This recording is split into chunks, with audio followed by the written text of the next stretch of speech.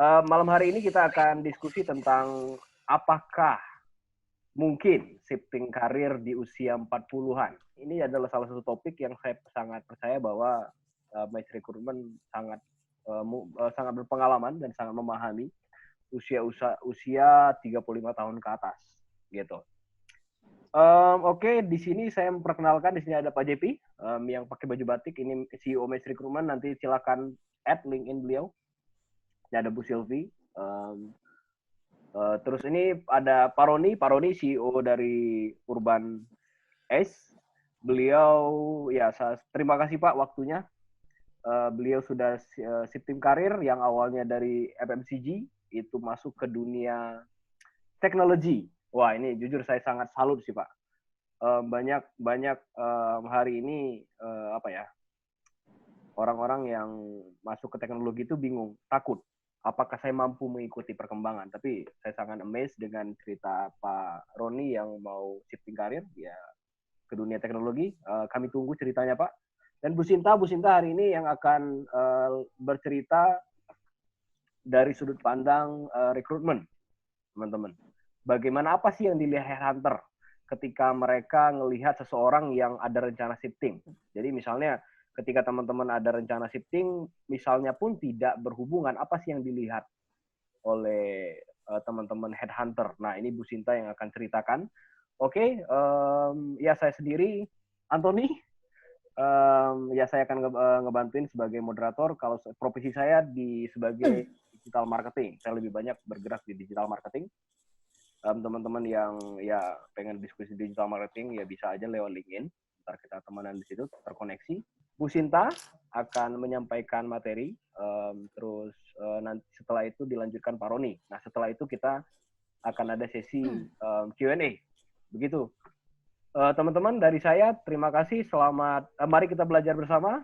Saya persilahkan Bu Sinta untuk menyampaikan materinya. Malam teman-teman, terima kasih sudah mengikuti webinar kami hari ini. Tentunya juga sudah banyak yang banyak yang sudah pernah mengikuti webinar-webinar lainnya, tapi kami pengen coba untuk mengangkat topik ini supaya bisa membantu melihat dari sudut pandang recruiter juga. Nah, mungkin sebelumnya saya juga akan perkenalkan diri saya. Nama saya Sinta. Silakan di-add di LinkedIn apabila memang pengen berteman atau connect. Saya mewakili Match Recruitment. Saya saat ini ini tahun ke-15 saya sebagai recruiter. Selama 15 tahun saya berkesempatan untuk kerja di corporate dan juga di headhunter, dan tentunya banyak sekali kandidat yang saya temui dari berbagai macam usia, dari berbagai jenis fungsi kerja, dari berbagai jenis industri, dan juga dari berbagai level posisi. Nah, di 11 tahun kebelakangan, memang dari 11 tahun dari karir saya fokus untuk menghandle di posisi manajer ke atas. Nah, dari posisi manajer ke atas ini banyak juga, saya nggak cuma bilang di umur usia 40-an, tapi ada di usia 20-an, 30-an, 40-an, 50-an gitu. Cuman memang yang menjadi menarik adalah pada saat saya bertemu ataupun juga menawarkan pekerjaan untuk kandidat yang di usianya 40-an, karena kandidat yang di usia 40-an itu lebih berhati-hati untuk dalam memilih pekerjaan. Satu hal karena memang di usia ini juga biasanya ya umumnya sudah matang, sudah stabil, baik itu secara karir maupun financial maupun juga dari sisi keluarga juga. Ini background yang tadi saya ceritakan. Pada saat ditawarkan pekerjaan, tadi seperti saya bilang di usia 40-an lebih berhati-hati karena dampaknya itu bisa ke dalam kehidupan pribadi maupun kehidupan profesionalnya mereka. Nah, beberapa alasan yang saya lihat pada saat saya bertemu dengan para kandidat ini, alasan mereka mau mengubah karir, saya bicara karir ya, bukannya mengubah cari kerjaan aja gitu, tapi mengubah karir, karena kalau kita ngomong karir itu kan sifatnya long term, yang sudah dia bangun bertahun-tahun. Nah, jadi ada beberapa alasan yang memang membuat para kandidat saya ini ataupun orang-orang yang saya temui mau mengubah karirnya. Berikut alasan-alasannya nih. Oke, yang pertama itu, ini adalah kasus yang paling umum. Tidak bekerja. Saat ini mungkin sedang tidak bekerja. atau sudah tidak adanya tantangan lagi di dalam pekerjaan yang saat ini ataupun karir yang sedang dia jalani saat ini. Misalkan memang ternyata pekerjaan yang ada dia sudah mengerjakan pekerjaan rutin saja. Jadi sudah tidak ada project-project yang menarik. Jadi sudah tidak ada challenge lagi. Yang ketiga itu yang saya temui juga adalah adanya gap. Gap yang saya maksud itu gap secara culture ataupun visi misi. Maksudnya gini, culture itu maksudnya seperti ini. Kalau kita bicara culture sendiri, contohnya misalkan dia datang dari satu company yang memang dia multinational company sebelumnya. Dia di multinational company yang memang kebanyakan itu berorientasinya pada result. Lalu dia masuk ke dalam company-nya yang sekarang ini adalah company yang memang lebih fokusnya pada proses. Ini jadinya ada perbedaan dalam cara bekerja gitu ya, yang akhirnya membuat orang jadi frustrasi. Gap inilah yang terjadi. Visi misi yang saya maksud bisa saja visi misi dengan atasan ataupun dengan owner, karena levelnya yang tadi saya bilang kan kalau kita bicara manajer ke atas itu kaitannya sudah maksudnya sudah di key positions, dan ini kaitannya dengan owner, which is kalau ownernya dengan dia visi misinya sudah jauh nih, udah nggak ketemu, udah susah nih. Yang keempat itu sudah tidak adanya passion. Nah, kenapa saya bilang sudah tidak adanya passion? Beberapa yang saya temui merasa bahwa pada saat mereka masuk kerja pertama kali, itu mereka tidak tahu kalau itu passion mereka atau bukan. Banyak yang mengalami seperti itu. Nah, terus setelah dijalani, wah itu udah benar-benar tidak ada passionnya sama sekali nih, bertahun-tahun, karena merasa bahwa udahlah di sini saya udah tahu nih cara kerjanya seperti apa gitu. Tapi setelah dia semakin tinggi levelnya, merasa bahwa ini bukan passion saya ya ternyata ya. Dan yang terakhir, ini yang paling saya sering temui, ini karena saya di headhunter ataupun juga saya di posisi sebagai recruitment consultant, posisi saya adalah menawarkan. Biasanya seperti itu. Nah, pada saat saya menawarkan, rata-rata orang kalau untuk yang di usia 40-an, ngelihat dulu nih, ada opportunity apa gitu. Nah, opportunity-nya itu kalau misalnya sama aja, tidak menarik. Tapi yang pada saat itu bisa meningkatkan karir mereka, itu akan menjadi pertimbangannya mereka. Jadi biasanya itu karena adanya opportunity. Dan yang kedua, ini yang lebih menarik lagi, karena memang mereka mendapatkan tawaran untuk membuka usaha atau bisnis. Kalau saat ini kan banyak sekali ya, saya lihat juga banyak sekali yang kayak perusahaan teknologi ataupun digital yang memang membuka kayak startup. Nah, ini jadi challenge untuk orang-orang tersebut. Untuk di slide selanjutnya, saya pengen coba ceritakan pada saat Anda memang sudah ada punya pemikiran untuk mengubah karir, menurut saya lebih baik dipikirkan dulu benar-benar. Nah, dipikirkan benar-benar ini maksudnya kita pakai kerangka berpikir yang paling mudah deh, itu yang pakai 5W1H. Di dalam 5W1H ini saya coba untuk jelaskan, pada saat Anda mau mengubah karir, pikirkan benar-benar apa sih sebenarnya motivasi utamanya mau mengubah karir. Kalau misalnya cuman for the sake of saya udah nggak tahan lagi kerja di tempat tersebut karena saya ngerasa nggak cocok sama lingkungannya, ataupun karena emosional, karena saya nggak cocok sama atasan saya, pokoknya emang lagi berantem, padahal berantemnya atau ketidaksetujuan itu cuma sehari 2 hari gitu. Jangan sampai itu jadi jadi motivasi Anda. Jadi pikirkan benar-benar motivasi utamanya itu apa. Misalkan saya kasih contoh, pada saat orang mau pindah dari level GM sales, terus dia itu motivasinya utamanya mau pindah karena dia ingin naik level menjadi director. Otomatis kalau dia dari GM ke director, artinya kan alasannya dia, kalau kita ngeliat yang tadi tuh, yang the reasons-nya, artinya kan dia adanya pingin challenge baru untuk peningkatan karir. Terus yang ketiga juga, selalu usahakan untuk positive thinking. Kenapa saya ngomong positive thinking atau open-minded? Karena ada aja pada saat orang, ini saya bicara masih di dalam range usia 40-an, sesuai dengan topik kita, sudah merasa bahwa saya sudah comfortable di company tersebut ataupun di posisi tersebut, saya nggak berani pindah. Saya nih takut kalah saing sama anak-anak muda, misalkan seperti itu. Ataupun misalkan saya ngerasa bahwa aduh kalau misalnya saya sampai pindah nih, belum tentu nanti saya cocok gitu. Jadi kayak semacam mental blocking ataupun self blocking ini mendingan disingkirkan dulu deh. Pikirkan dulu benar-benar gitu. Maksudnya dari sisi why-nya tuh kenapa. Nah, terus yang kedua itu adalah karir apa sih yang mau dituju? Pada saat Anda memikirkan karir apa yang mau dituju, itu benar-benar evaluasi diri dulu deh. Evaluasi diri tentang kompetensi yang Anda miliki.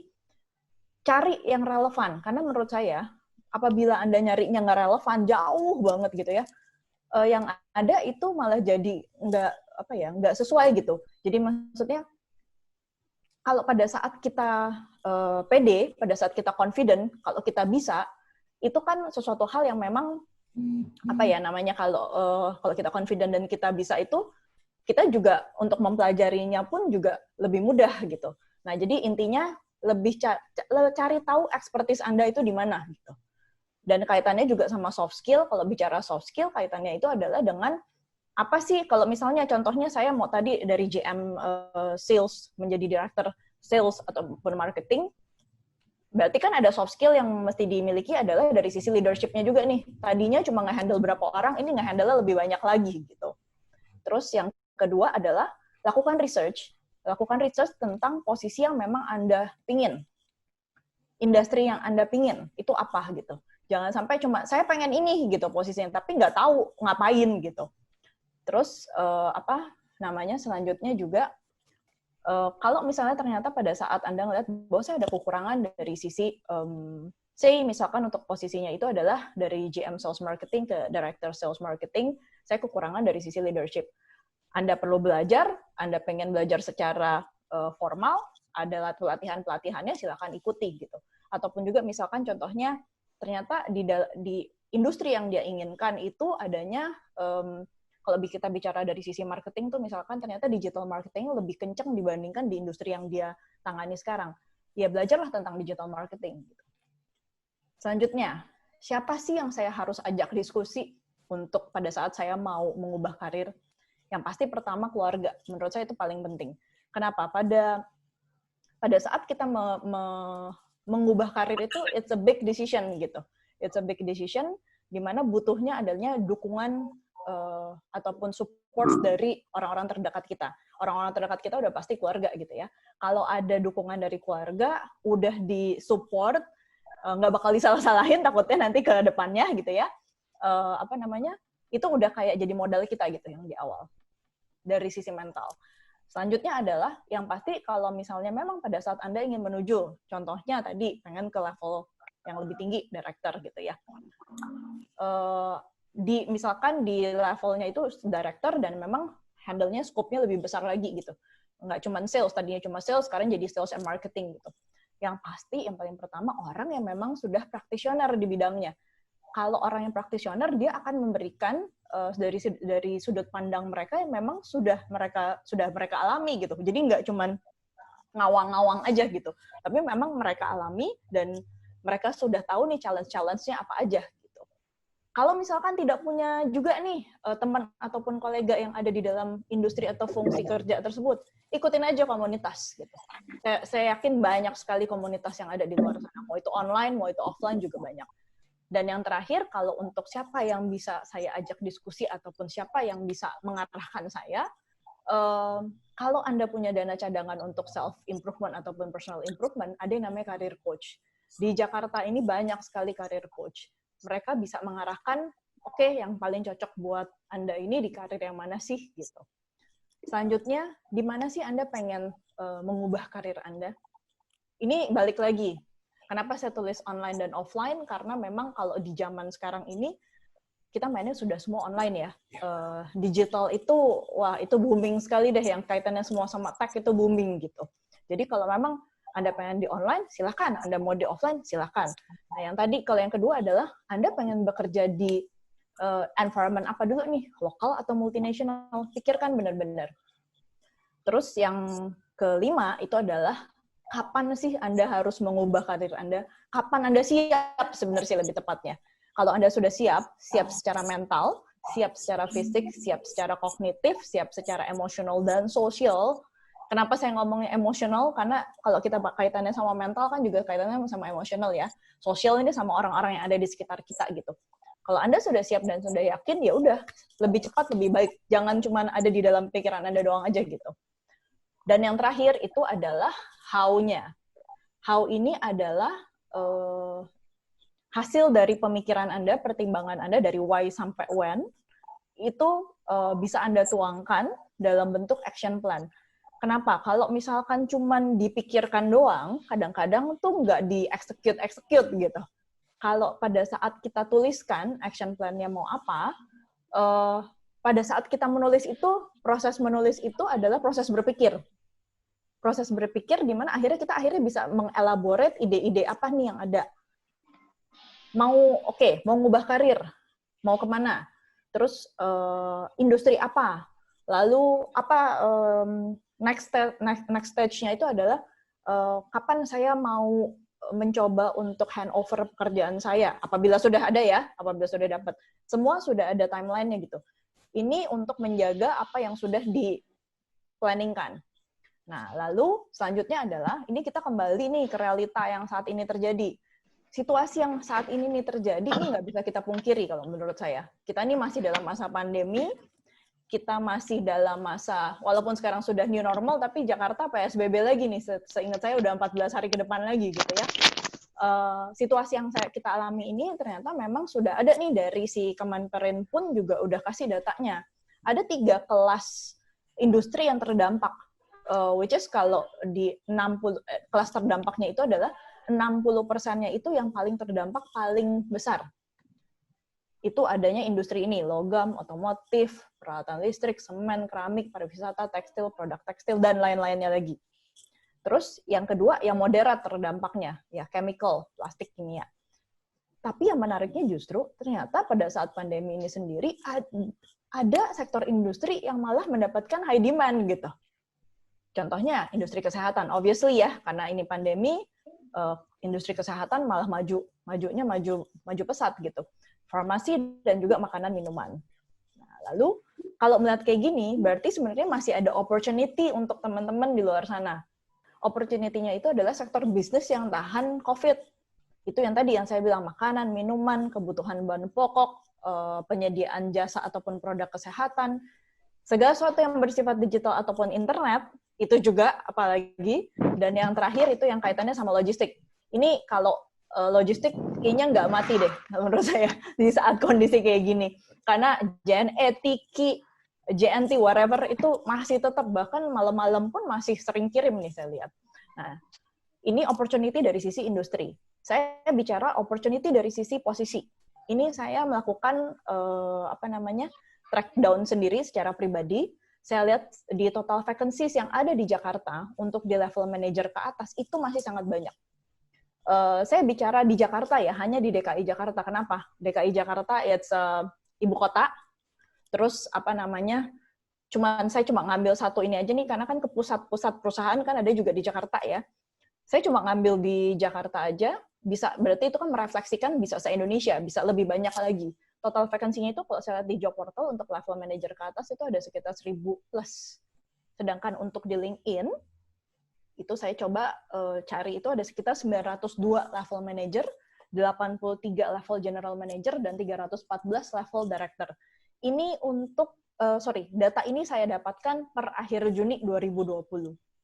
Oke, dan yang terakhir, ini dari saya, last but not least, basically kalau kita bicara dari sisi saya sebagai recruiter, saya melihatnya adalah pada saat saya menempatkan kandidat atau berusaha mematchingkan kandidat gitu ya, pada saat saya mau coba mematchingkan kandidat itu, saya melihatnya dari berbagai sisi. Yang pasti saya lihat relevansinya dulu dengan kebutuhan yang ada di tangan saya. Yang pertama dari sisi job experience-nya, including job desk-nya. Terus dari sisi skill-nya, baik itu hard skill maupun soft skill. Dari sisi knowledge-nya, dari sisi education background, network, project accomplishment, dan juga interest. Kenapa saya ngomong ini? Ini supaya bisa membantu saudara-saudara teman-teman semua sekalian pada saat membuat CV itu bisa ditulis gitu, lebih jelas. Nggak perlu panjang lebar, tapi lebih jelas. Nanti pada saat interview itu akan tergali. Nah, Apalagi kalau misalkan di LinkedIn. Kalau bicara di LinkedIn kan ada yang di bagian about-nya ya. Nah, itu bisa Anda tuliskan di situ juga. Karena kalau bicara interest belum tentu adalah pengalaman bekerja Anda gitu. Bisa aja interest itu adalah pengalaman apa yang Anda minati dan jadi hobi Anda, dan itu bisa membantu Anda untuk mengubah karir Anda juga. Itu, terima kasih semuanya. Apabila nanti ada pertanyaan, bisa nanti di sesi Q&A. Selanjutnya nanti dari Pak Roni yang bisa menjelaskan lebih detail nih, karena sebagai living proof-nya nih dari mengubah karir di usia 40-an ini. Terima kasih.